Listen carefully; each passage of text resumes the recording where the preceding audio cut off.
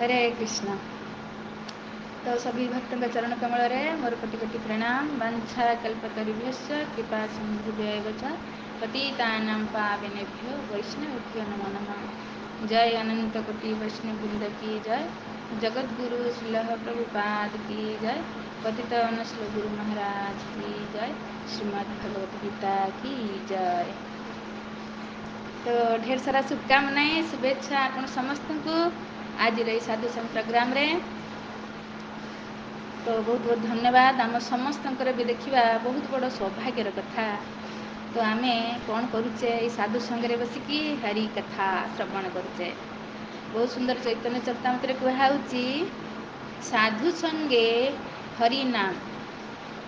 साधु संगे हरि नाम जो आम करवा तो संसार जिनिते आर कौन बस्ती नहीं। साधु संगे हरि नाम यही मात्र चाही। संसार जिनिते आर कौन वस्तु नहीं। साधु संगरे हरि नाम बा साधु संगरे हरि कथा यही कौन करिबा आमको भवसागर उद्धार करिबा आ कोनोसी उपाय नहीं। आउ कोनोसी उपाय नहीं। जेतले आम साधु संगरे हरि कथा श्रवण करिबा साधु संगरे मिसिके हरि नाम करिबा यही हरि कथा आउ हरि नाम आमको भवसागर उद्धार करिबो। जे आज श्लोक आम पढ़िले परम गति को लाभ करिपारिबा। आ ये साधु संग एते सहज नुहे। रामचरित मानस रे कहुची पुण्य पुंज बिना मिलई ना संता अबिनु साधु संगी संस्कृति कर हंता। हाँ जिते पर्यंत आमर अनेक अनेक जन्मर पुण्य समार्जित न होइछि पुण्य एकठा न होइछि सेते सब पर्यंत आमको साधुर संग भी मिलबनी।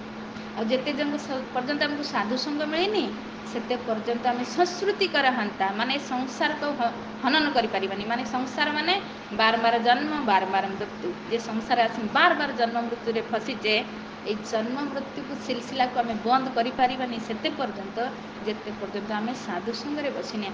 आ साधु संग सेते पर्यंत मिलबनी जेते पर्यंत अनेक अनेक जन्मर आमर पुण्य एकत्रित न होइछि। हाँ तो पुण्य जो एकत्रित हुए फिर साधुर संग मिले। साधु संगे कौन हुए आम हरि कथा श्रवण करूँ। वास्तविक साधु संग माने कौन? साधु संग हो तो हरि कथा नथिबो तो से साधु संग नुहे।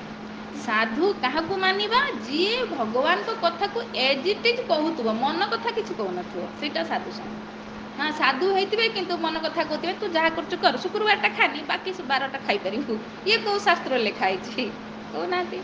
हाँ भगवान तो आम जी गीतार सार कर भगवान बार बार यही गोटे कथा कहते भाई मत अर्पण कर खाओ कहीं खाइबा तो एत नाट ना।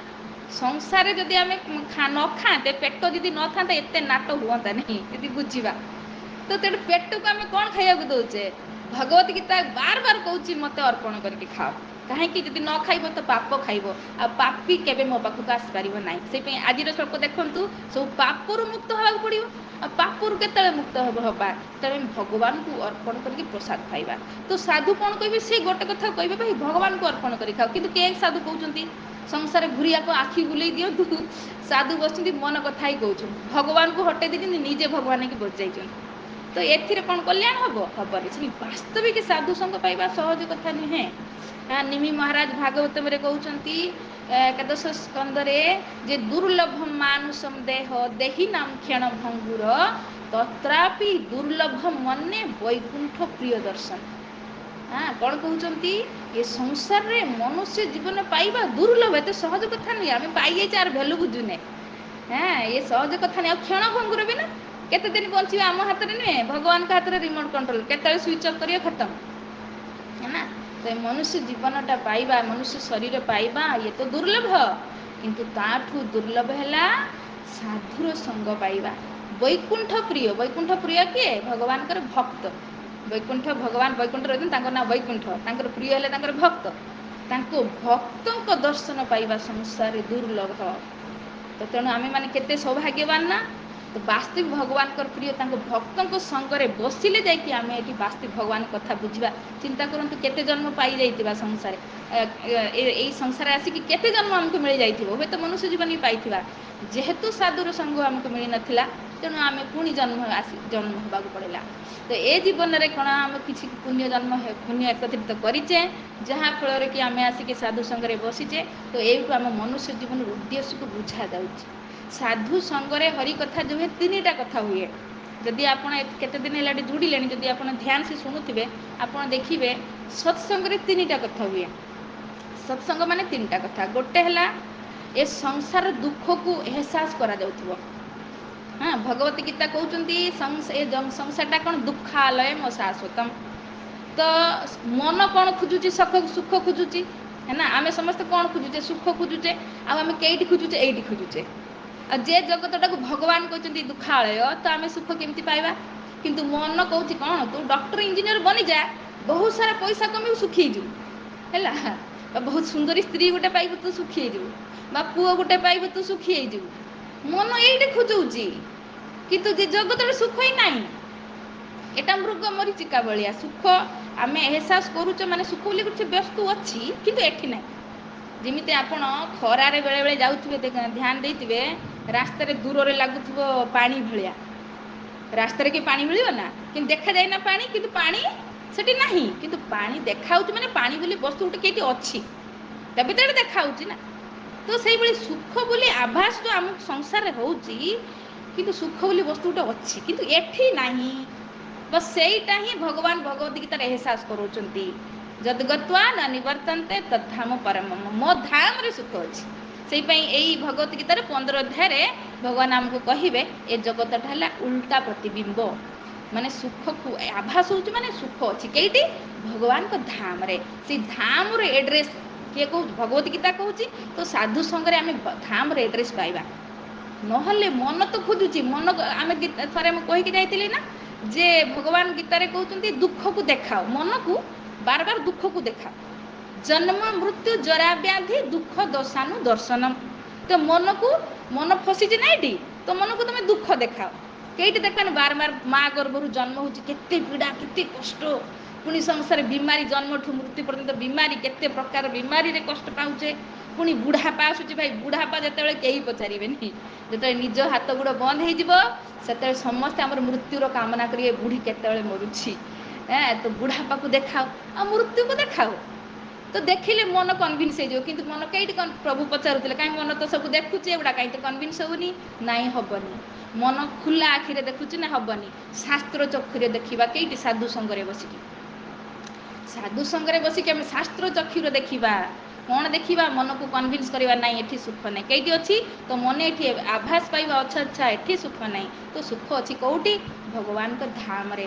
ପରମ ଗତିକୁ ଲାଭ କଲେ ସେଇଠି ଆମକୁ ସୁଖ ଅଛି। ତ ଏଠି ଯେଉଁ ସାଧୁ ସଙ୍ଗରେ ଦୁଃଖକୁ ଏହସାସ କରାଯିବ, ସୁଖର ସନ୍ଧାନ ଦିଆଯିବ।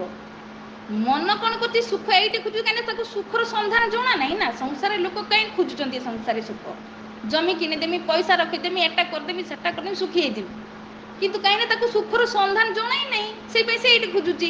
ତ ସାଧୁ ସଙ୍ଗରେ ତାକୁ ସୁଖର ସନ୍ଧାନ ମିଳିବ। ଭଗବତ ଗୀତାରୁ, ଭାଗବତମରୁ, ଯେଉଁଠି ଭଗବାନଙ୍କ ଧାମ, ଭୂମି ଚିନ୍ତାମଣି, କଳ୍ପତରୁ ବୃକ୍ଷ, କ୍ଷୀରର ସାଗର, କାମଧେନୁ ଗାଏ, ନେହି ଯାତ୍ରା ବି ସମୟ ଗୋଟେ ମିନିଟ୍ ବି ଯାଏନି, ଚିନ୍ମୟ ଶରୀର। ତ ଯେତେବେଳେ ଏ ଆଭାସ ଯେତେବେଳେ ଶୁଣିବ, କେଉଁ ମୂର୍ଖ ବ୍ୟକ୍ତି ଅଛି ଯେ ଏଇଠି ରହିବାକୁ ଚାହିଁବ? ତ ମନ ଏବେ ବୁଝିଛୁ, ନାଇଁ ରେ ବାପା, ସତ କଥା ତ, ମୁଁ ତ ଗଲତ ଜାଗାରେ ଖୋଜୁଛି ସୁଖ। ଆମେ ରାମାୟଣ ବି ପଢ଼ିବା, ସେଥିରେ ବହୁତ ସୁନ୍ଦର ଯେମିତି କହୁଛନ୍ତି ଗୋସ୍ୱାମୀ ତୁଳସୀଦାସ, ଯେ ଯେମିତି ବରଫରେ କେବେ ନିଆଁ ଲାଗେନି। ନିଆଁ ଲାଗିବ ସମ୍ଭବ? ବରଫରେ ଯେମିତି ନିଆଁ ଲାଗେନି, ଯେମିତି ତୁଷକୁ କୁଟିଲେ ଚାଉଳ ବାହାରେନି, ଯେମିତି ମାଟିକୁ ପେଡ଼ିଲେ ତେଲ ବାହାରେନି, ସେଇଭଳି ସଂସାରରେ ସୁଖ ନାହିଁ ଲୋ ବାବା। ସଂସାର ତୁମେ ଯେତେ ଚେଷ୍ଟା କରନି ବି ସୁଖ ପାଇବନି। ତ ସୁଖ ଦରକାର ନା, ତ ଚଲ ଭଗବତ ଧାମ, ଯେଉଁଟା ଭଗବାନ କେତେ ଥର ଆମେ ପଢ଼ି ପଢ଼ି ଆସୁଛୁ ନା। ଆଜି ଏକା ଶ୍ଲୋକରେ ବି ସେଇ କଥା କହିଲେ। କ'ଣ କହିଲେ? ଯେ କିନ୍ତୁ ଯେତେବେଳେ ଯୋଗୀ ଯୋଗ ପଥରେ ଅଗ୍ରଗତି କରିବା ନିମିତ୍ତ ଖୁବ୍ ନିଷ୍ଠା ସହକାରେ ଯୋଗାଭ୍ୟାସ କରିବାକୁ ଲାଗିପଡ଼େ, ସେତେବେଳେ ସେ ସମସ୍ତ ପ୍ରକାର ପାପରୁ ମୁକ୍ତ ହୋଇଯାଏ ଏବଂ ପରିଶେଷରେ ଅନେକ ଜନ୍ମର ଯୋଗାଭ୍ୟାସ ଫଳରେ ସେ ପରମ ଗତି ଲାଭ କରେ। ଅନେକ ଜନ୍ମ ଲାଗିଯାଉଛି। କାହିଁକି ଲାଗୁଛି ନା? ମନ ଆମକୁ ଏବେ ବି ଭକ୍ତି ପଥରେ ଆସିଲେ କନଭିନ୍ସ କରୁଛି, ନା ଏଇଠି ସୁଖ ହେଉଛି। ଆମେ ଫିର୍ ବି ଗଲତ ଜାଗାରେ ସୁଖକୁ ଖୋଜୁଛେ। ତ ଯେତେବେଳେ ଆମେ ସିରିୟସ୍ ହେଇଯିବା, ଇଏ ଅନେକ ଜନ୍ମ ଲାଗିବ। ଆମେ ଯେତେବେଳେ ଏଇଠି କହିଲେ ନା, ପ୍ରଭୁପାଦ ପରପଟରେ ବୁଝେଇଲେ, ଯେତେବେଳେ ଆମେ ଭକ୍ତି କରିଥିବା କେଉଁ ଜନ୍ମରେ, ପୁଣି ସାଧୁ ସଙ୍ଗ ଆମକୁ ଆଭେଲେବଲ୍ ହେଇଯାଏ, ମିଳିଯାଏ ସହଜରେ।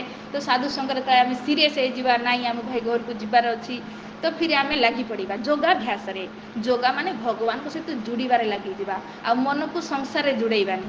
ମନ ସଂସାର ଏବେ ବି ଜୁଡ଼ୁଛି। ଏବେ ଭାବୁଛି ମୁଁ ଟିକେ ଭଲ ଖାଇଦେଲେ ଖୁସି ହେଇଯିବି, ବା ଭଲ ପିନ୍ଧିଦେଲେ ଖୁସି ହେଇଯିବି, ବା ଭଲ ଟିଭି ଦେଖିଦେଲେ ଖୁସି ହେଇଯିବି। ମନ ଏବେ ବି କନଭିନ୍ସ କରୁଛି।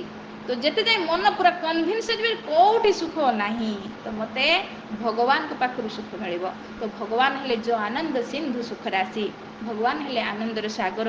ତ ଯେତେବେଳେ ଭଗବାନ ସହିତ ଯୋଗାଭ୍ୟାସ ମାନେ ଭଗବାନ ସହିତ ଯୋଡ଼ିବା, ପ୍ରତ୍ୟେକ ମୁହୂର୍ତ୍ତ ସତତମ୍ ସ୍ମର୍ତ୍ତବ୍ୟମ୍ ବିଷ୍ଣୁ ବିସ୍ମର୍ତ୍ତବ୍ୟ ନ ଜାତୁଚିତ୍। ସତତମ୍ ଭାବରେ ଭଗବାନଙ୍କୁ ଯେତେବେଳେ ସ୍ମରଣ କରିବା ବା ଯୋଡ଼ିକି ରହିବା, ସେତେବେଳେ ସବୁ ପାପରୁ ମୁକ୍ତ ହେଇଯିବା। କାହିଁକିନା ଯେତେ ଯାଏ ଆମେ ପାପରୁ ମୁକ୍ତ ହେଇନେ ଭଗବତ ଧାମକୁ ତ ଏଣ୍ଟ୍ରି ମାରିପାରିବାନି। କାହିଁକିନା ଭଗବାନ ଧାମ କେମିତିକା ଭଗବତ ଧାମ ନା ପରମ ବ୍ରହ୍ମ ପରମ ଧାମ ପବିତ୍ର ପରମ ଭବାନ। ଭଗବାନଙ୍କ ଧାମ ପରମ ପବିତ୍ର। ତମେ ଅପବିତ୍ର ହେଇକି ତ କେବେ ଯାଇପାରିବେନି। ଜୁଆ ଖେଳୁଥିବା, ନଶା କରୁଥିବା, ମାଂସାହାର କରୁଥିବା, ଏ ଯେଉଁ ସ୍ତ୍ରୀ ସଙ୍ଗ ପୁରୁଷ ସଙ୍ଗ କରୁଥିବା ତ କେବେ ସେଠି ଏଣ୍ଟ୍ରି ମାରିପାରିବା ନାହିଁ। ପାପରୁ ମୁକ୍ତ ହେବାକୁ ପଡ଼ିବ। ପାପରୁ କେତେବେଳେ ମୁକ୍ତ ହେବା? ଯେତେବେଳେ ଭଗବାନ ସହିତ ଯୋଡ଼ିବା, ନାମ କରିବା, କଥା ଶୁଣିବା, ନାମ କରିବା, କଥା ଶୁଣିବା। ତ ଇଏ ଭଗବାନ ଯେହେତୁ ପରମ ପବିତ୍ର, ତ ଭଗବାନ ସହିତ ଯୋଡ଼ିତେ ରହିବା ଯେତେବେଳେ ବାର ବାର ତମେ ସବୁ ପାପରୁ ମୁକ୍ତ ହେଇଯିବା, ପବିତ୍ର ହେଇଯିବା। ଫିର୍ ଭଗବତ ଧାମ ଏଣ୍ଟ୍ରି ମାରିବାରେ ଯୋଗ୍ୟ ହେଇଯିବା। ସେଇପାଇଁ ପରିଶେଷରେ ଅନେକ ଜନ୍ମର ଯୋଗାଭ୍ୟାସ ଫଳରେ ପରମ ଗତି, ଯେଉଁ ଆମ ଜୀବନର ଲକ୍ଷ୍ୟ ଭଗବାନଙ୍କ ଧାମ। ତ ଭଗବାନଙ୍କ ଧାମ ଯେତେବେଳେ ମନ କନଭିନ୍ସ ହେଇଯିବ ନା ମୋତେ ଭଗବତ ଧାମକୁ ଯିବାର ଅଛି, ତ ଫିର୍ ଭାଇ ଯେତେବେଳେ ଚିନ୍ତା କରିବ ମୋତେ ଭଗବାନ ପାଇବାର ଅଛି, ତ ଫିର୍ କରିବ ନା କିଛି। ସଂସାର ମଣିଷ ଯେମିତି କିଛି ସଂସାର ସୁଖ ପାଇବା ପାଇଁ କିଛି ପ୍ରଚେଷ୍ଟା କରୁଛି ନା। ଭାଇ ଜଣେ ଡକ୍ଟର ହେବ ଖାଲି ତ ହେଇଯାଉନି ନା, କେତେ ମେହନତ କରୁଛି। ତ ସେଇଭଳି ମନ ଯେତେବେଳେ ବୁଝିବ ମୋତେ ଭଗବତ ଧାମରେ କିଛି କରିବାର ଅଛି, ସେଇଟା ହେଲା ଭଗବାନଙ୍କ ସହିତ ଯୋଡ଼ିବା। ତ କେମିତି ଯୋଡ଼ିବା? ଯେତୁ ସର୍ବାଣୀ କର୍ମାଣୀ ମୟି ସନ୍ନ୍ୟସ୍ୟ ମତ୍ପରା। ତାର ସବୁ କର୍ମକୁ ମୋ ପାଇଁ ତ୍ୟାଗ କରୁଥିବ। ମୋ ପାଇଁ ସନ୍ନ୍ୟାସ ମାନେ ତ୍ୟାଗ କରିବା। ଏବେ ନିଜ ପାଇଁ ସେ କରୁନଥିବ, ମୋ ପାଇଁ। ଆମକୁ ଯିବାର କେଇଠି ଅଛି? ଭଗବତ ଧାମ, ଭଗବାନ ପାଖକୁ। ତେବେ ସାରେ କାମ ଭଗବାନ ପାଇଁ ହେବାର ଅଛି। କର୍ମାଣୀ କର୍ମ କେଉଁଥିରେ କରୁଛେ? ଇନ୍ଦ୍ରିୟରେ କରୁଛେ, ଆଖିରେ ଦେଖୁଛେ, କାନରେ ଶୁଣୁଛେ, ଜିଭରେ କଥା କହୁଛେ, ହାତରେ କିଛି କରୁଛେ। ସାରା କର୍ମ କାହା ପାଇଁ ହେବ? ଭଗବାନ ମତ୍ପରା, ଭଗବାନଙ୍କ ପାଇଁ ହେବ। କାହିଁକି ଯିବାର ଲକ୍ଷ୍ୟ ବନେଇଲା କ'ଣ? ଭଗବତ ଧାମ ଯିବା। ତେବେ ସାରେ କର୍ମ ଭଗବାନ ପାଇଁ ହେବାର ଅଛି। ଆଖିରେ ଦେଖୁଛେ ତ କେବଳ ଭଗବାନଙ୍କୁ ଦର୍ଶନ କରିବା, କାନରେ କିଛି ଶୁଣୁଛେ ତ ଭଗବାନଙ୍କ କଥା ଶୁଣିବା, ଜିଭର କିଛି କହୁଛେ ତ ଭଗବାନଙ୍କର ଗୁଣଗାନ କରିବା, ନାମ କରିବା ବା ପ୍ରସାଦ ପାଇବା। ତ ହାତରେ କିଛି କରୁଛେ ଭଗବାନଙ୍କ ସେବା କରିବା, ତ ଗୋଡ଼ରେ କିଛି ଚାଲୁଛେ ତ ଭଗବତ ଧାମକୁ ଯିବା। ଯେଠି ଭଗବାନଙ୍କର ବାସସ୍ଥାନ ପୁରୀ ଶ୍ରୀକ୍ଷେତ୍ର, ପୁରୀ ଆମର ମାୟାପୁର, ଆମର ବୃନ୍ଦାବନ, ଯେଉଁ ଧାମରେ ଭଗବାନ ଲୀଳା କରୁଛନ୍ତି, ତ ପାଦକୁ ସେଇଠିକି ଯିବାରେ ଲଗେଇବା। ତ ଏଇଭଳି ସାରା ଇନ୍ଦ୍ରିୟରେ ଆମେ ଭଗବାନଙ୍କ ପାଇଁ କରିବା। ତ ଭଗବାନ ବହୁତ ସୁନ୍ଦର ବଚନ ଦେଉଛନ୍ତି ଭଗବତ ଗୀତାରେ। ତ ଯେତୁ ସର୍ବାଣୀ କର୍ମାଣୀ ମୟି ସନ୍ନ୍ୟସ୍ୟ ମତ୍ପରା ଅନନ୍ୟ ନୈବ ଯୋଗେନ ମାମ୍ ଧ୍ୟାୟନ୍ତୁ ଉପାସନ୍ତେ। ଅନନ୍ୟ ନୈବ ଯୋଗେନ, ଅନନ୍ୟ ଭାବରେ ଭଗବାନଙ୍କ ସହିତ ଯୋଡ଼ିବା। ଅନ୍ୟ ଆଡ଼େ ଯୋଡ଼େଇବାନି ମନକୁ ଅନ୍ୟ ଆଡ଼େ ନ ଯୋଡ଼ି କେବଳ ଭଗବାନଙ୍କ ସହିତ ଯୋଡ଼ିକି ରଖିବା। ତ କ'ଣ ହେବ ନା ତେଷାମ୍ ଅହଂ ସମୁଦ୍ଧର୍ତ୍ତା ମୃତ୍ୟୁ ସଂସାର ସାଗରାତ୍। ମୁଁ ତାର ଉଦ୍ଧାର କର୍ତ୍ତା ହେଇଯିମି। ତେଷାମ୍ ଅହଂ, ତାର ମୁଁ ଉଦ୍ଧାର କର୍ତ୍ତା ହେମି ତାକୁ। ଆଉ ମୃତ୍ୟୁ ସଂସାର ସାଗରାତ୍, ଏ ମୃତ୍ୟୁ ସଂସାରର ସାଗରରେ ଫସିଛେ ତ ଭଗବାନ ମୁଁ ତାର ଜଲ୍ଦି ଉଦ୍ଧାର କରିଦେମି। ଭବାମି ଅଚିରାତ୍ ଭବାମି ପାର୍ଥ, ଅଚିରାତ୍ ବହୁତ ଜଲ୍ଦି, ଲେଟ୍ କରିମିନି। ତାକୁ ଅଚିରାତ୍ ବହୁତ ଜଲ୍ଦି ତାକୁ ଉଦ୍ଧାର କରିଦେମି। ମୟ୍ୟା ଆବେଶିତ ଚେତସାମ୍, ଯେ ତାର ଚେତନାକୁ ମୋ ସହିତ ଆବେଶ କରିଦେଇଥିବ ତାକୁ ମୁଁ ଉଦ୍ଧାର କରିଦେମି। ଆମେ ପଢ଼ିକି ଯିବା, କେତେ ସୁନ୍ଦର ଲାଗିବ ଭଗବତ ଗୀତା। ଆପଣ ଶୁଣି ଯିବେ, ଗୋଟେ ଆପଣଙ୍କୁ ଏହସାସ ହେବ ଯେମିତି ଭଗବାନ ପାଖରେ ବସିଛନ୍ତି। ଆମେ ନିଜକୁ ନିଜେ ପଚାରିବା ରାତିରେ ଶୋଇତେ ଗଲାବେଳକୁ, ଆଜି ଆମ ମନ କେତେ ଭଗବାନ ସହିତ ଯୋଡ଼ିଛି, କେତେ ସଂସାର ସହିତ ଯୋଡ଼ିଛି। ତ ଏମିତି ମାତ୍ରା ବଢ଼େଇବା, ସଂସାରକୁ ଟାଣିବା, ଭଗବାନ ଲଗେଇବା, ଟାଣିବା। ସେଇପାଇଁ କହୁଛନ୍ତି କେତେ ଜନ୍ମ ଲାଗିଯାଉଛି ଭାବା। ଆମକୁ ଆଉ ଜନ୍ମ ନେବାର ନାହିଁ, ପୁଣି ମା ଗର୍ଭକୁ ଯିବାର ନାହିଁ। ଏଇ ଜନ୍ମରେ ମନକୁ କନଭିନ୍ସ କରିବା, ଆରେ ମନ ତୁ ବୁଝିଯା, ଏଠି ସଂସାର ନାହିଁ ଲୋ ବାବା ସୁଖ। ତୁ ଭଗବତ ଧାମ ଚାଲ, କାହିଁ ଇଆଡ଼େ ସିଆଡ଼େ ଦୌଡ଼ୁଛୁ, ଇଆଡ଼େ ସିଆଡ଼େ ମନ କାହିଁକି ଯାଉଛୁ। ତ ମନକୁ କନଭିନ୍ସ କରିକି ଭଗବାନ ପାଖରେ ଲଗେଇବା। ଏମିତି ଏଇଟା କେତେବେଳେ ହେବ? ଯେତେବେଳେ ଆମେ ବାର ସାଧୁ ସାଙ୍ଗରେ ବସିକି କଥାକୁ ଶୁଣିବା। ତ ସେଇପାଇଁ ଗୋସ୍ୱାମୀ ତୁଳସୀଦାସ କହୁଛନ୍ତି କ'ଣ, ଯେ ବିନୁ ସାଧୁ ସଙ୍ଗୀ ବିବେକ ନାହିଁ ହୋଇ, ରାମ କୃପା ବିନା ସୁଲଭ ନା ସୋଇ। ସାଧୁ ସଙ୍ଗରେ ବିବେକ ଜାଗୃତ ହୁଏ। ତେଣୁ ଆପଣ ସମସ୍ତଙ୍କୁ ଅନୁରୋଧ, ଆପଣ ଏମିତି ସମସ୍ତେ ଆସନ୍ତୁ, ସାଧୁ ସଙ୍ଗରେ ବସନ୍ତୁ, ଆପଣଙ୍କ ବିବେକ ଜାଗୃତ ହେବ। ଆଉ ଭଗବାନଙ୍କୁ ପାଇବାରେ ସହଜ ମାର୍ଗ ଆପଣଙ୍କୁ ଏଇଠି ମିଳିଯିବ। ତ ଆପଣ ସମସ୍ତେ ଭଗବତ ଧାମକୁ ଗଲେ ଆମକୁ ବି ଖୁସି ମିଳିବ, କାହିଁକିନା ଆମେ ସେଇପାଇଁ ଏଠି ବସିଛେ ପ୍ଲାଟଫର୍ମ ଖୋଲିକି। ଭାଇ ସମସ୍ତେ ଏ ସଂସାରରୁ ଟିକେ ଭଗବତ ଧାମ ଚାଲନ୍ତୁ, ନିଜର ଘରକୁ ଫେରିକି ଚାଲନ୍ତୁ। କେତେ ଯାଏଁ ସଂସାରରେ ଫସିକି ରହିବେ, ଯେଉଁଠିକି ଏବେ ଜନ୍ମ ମୃତ୍ୟୁ ଜରା ବ୍ୟାଧିରେ ଆମେ ଜର୍ଜରିତ। ହଁ, ତ ଠିକ୍ ଅଛି। ତ ଆମେ ଏଇଭଳି ଯୋଡ଼ିବା, ଭଗବାନଙ୍କ କଥାକୁ ଶୁଣିବା, ଆଉ ମନୁଷ୍ୟ ଜୀବନକୁ ଧନ୍ୟ କରିବା। ତ ଧନ୍ୟବାଦ ଆପଣ ସମସ୍ତଙ୍କୁ। ତ ସମୟ ହେଇଯାଇଛି, ରଖିବା ଏଇଠି। ହରେ କୃଷ୍ଣ କୃଷ୍ଣ କୃଷ୍ଣ ହରେ ହରେ, ହରେ ରାମ ରାମ ରାମ ହରେ ହରେ।